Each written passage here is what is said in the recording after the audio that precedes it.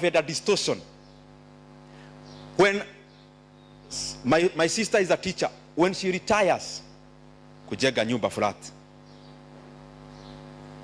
When you retire here, your biggest insurance when you retire here, I am sure, you are building a flat already. Already. The reason why I'm very excited about the housing program, it will make us focus our capital elsewhere. If all the money we put into building flats every year, that money went to buying this machinery and the other one and the other one, the capital per worker I talked about increases. Kenya definitely grows at a much higher rate than the one we would grow by building flats. Second, you have a plot in Roiro and another one in your hometown. You've also bought a plot, Pare Busia. You have a plot in Kilifi, those who come from here, and you call your uncle, your mother, and nitafutie kaploti. We all buying plots here. Now, when you are doing profit loss, and you are doing asset and liabilities, for you, not for the country, those plots you end up buying, where do you put them? As assets or liabilities?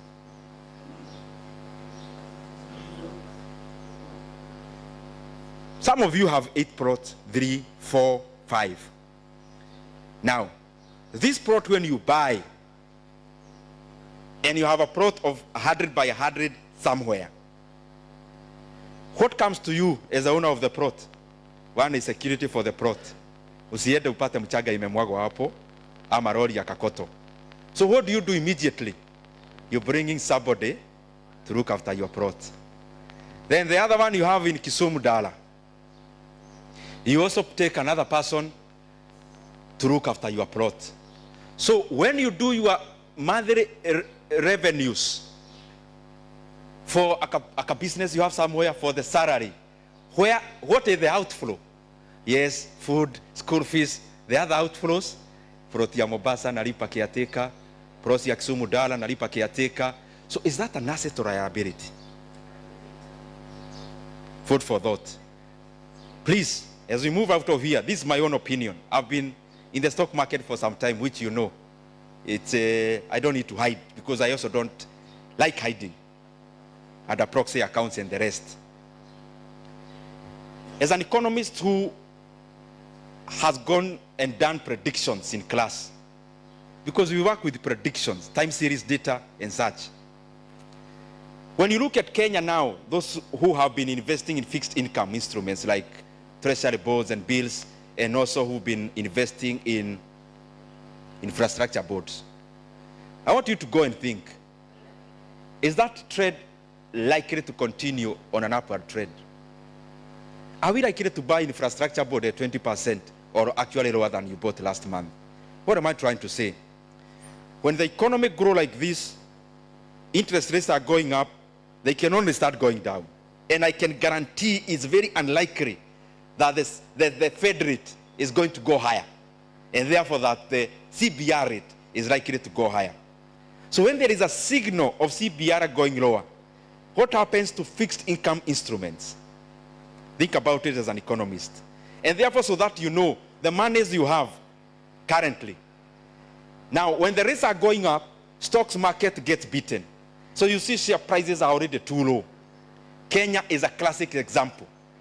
And I can dare you that the next time you are coming for economic conference, Kenya in 2024 is likely to be among the best performing markets in terms of stock markets in the world. What you do with that information is up to you.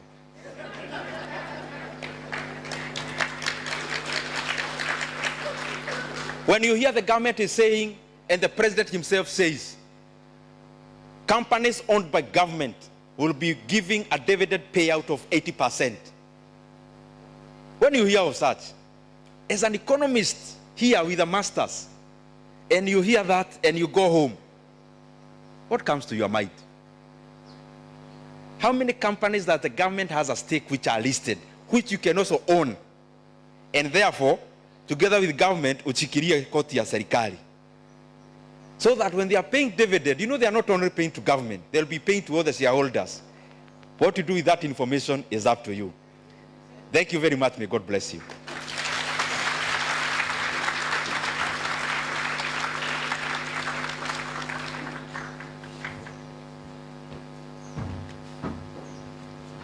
Tupigie mheshimiwa makofi tena. So I think economists, you have learned something from mheshimiwa. I'm very sure some of you can see the blend between economics and finance. Okay, he has talked about capital markets, he has also talked about investment and so on. So are we benefiting from this conference? Thank you very much. So because we still have some time before lunch, we need to quickly go to His Excellency FCPA Fernendes Barasa to quickly go through his presentation.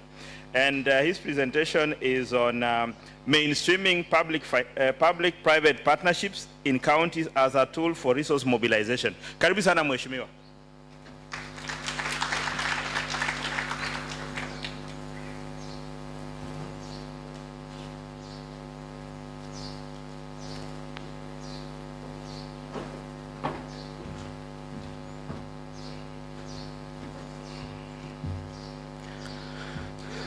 Yeah, you know, when you come after a practicing economist has just left the stage, it's very difficult.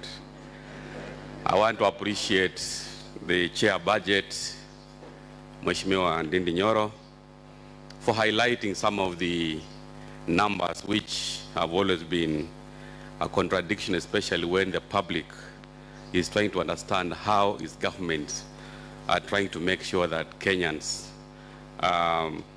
have food on the table.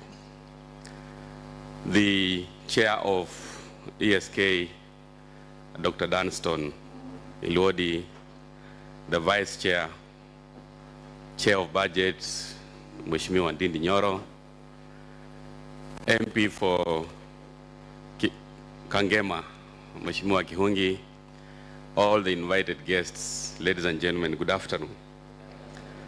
First, I want to appreciate the ESK leadership for inviting me to this inaugural annual national conference.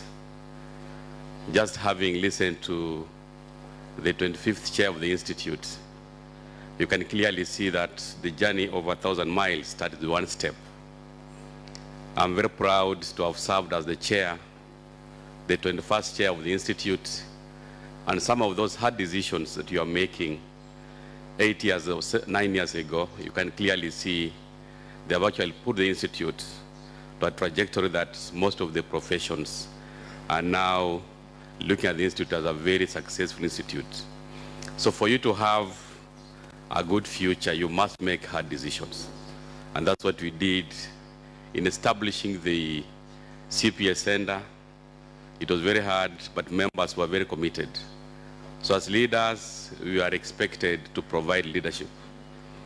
And that is why I'm very excited by the theme of this conference, where as professionals, we have to provide leadership in matters of economic growth. What role do we play as professionals in thought leadership? And the only way for us to influence policy, really, is to be on the table of policy making. I know as professionals, you can contribute in terms of the budget making process, but the only sure bet of economists, accountants influencing policy is you have to seek for elective positions. Let's have more economists in parliament. Let's have more accountants in parliament, starting even at the county assembly. You can imagine our MCS are the ones who oversight the governors. So let us be on that table to influence policy, and that is the only way our economic growth can be guaranteed. So this conference is coming at the right time, where we are talking about economic growth and all the myths around the issue of public debt. I want to appreciate the chair of budget for unpacking some of the numbers and also helping us to understand why do we have debts why do we always borrow? And when we look at the comparative number that is provided, especially by highlighting the developing countries who have over 100% debt to GDP ratio, what that tells you is that Kenya, we still have a long way to go, and it's not so bad to borrow. The only important thing is what are we doing, or what projects are we utilizing for the money that we borrow.